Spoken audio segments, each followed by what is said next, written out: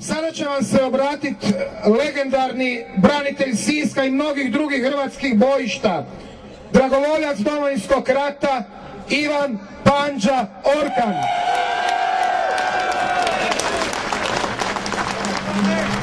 Poštovane Hrvatice i Hrvati, poštovani građani grada Zagreba, Republike Hrvatske, Hrvati u dijaspori, sve vas skupa pozdravljamo sa trga, glavnog trga svih Hrvata. Pozdravimo generala Antu Gotovinu, generala Markača i ostale generale.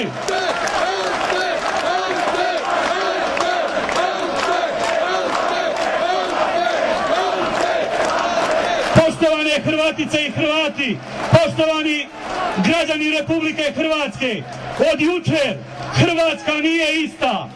Od jučer ugrožena je Republika Hrvatska. Kako se u hrvatskom narodu zovu oni koji izdaju dokumente,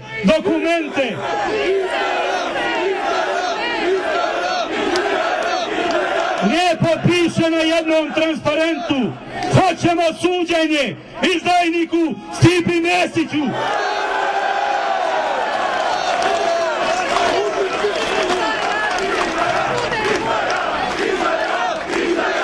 Kako se, poštovani građani Republike Hrvatske, zove onaj koji je pokrao Hrvatsku i pobjegao?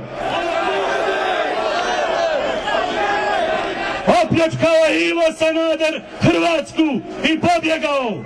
Hrvatski branitelji i hrvatski generali tom kriminalcu ne opraštaju bijeg iz zemlje i uhićenje na teritoriju strane države.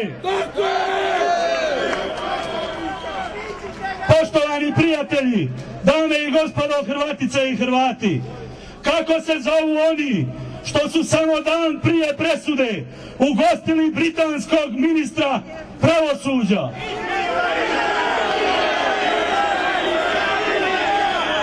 Zovu se banditi i izdajnici hrvatskog naroda.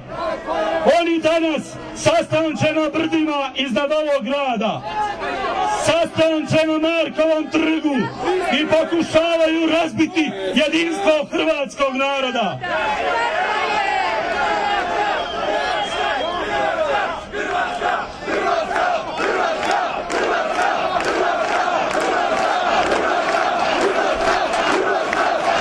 Poštovani Hrvatice i Hrvati, sjedi ona gospođa koja je naslijedila kriminalca. Sjedi Jadranka Kosor koja je bez izbora došla na vlast. Poručujemo gospodi na oba dva brda: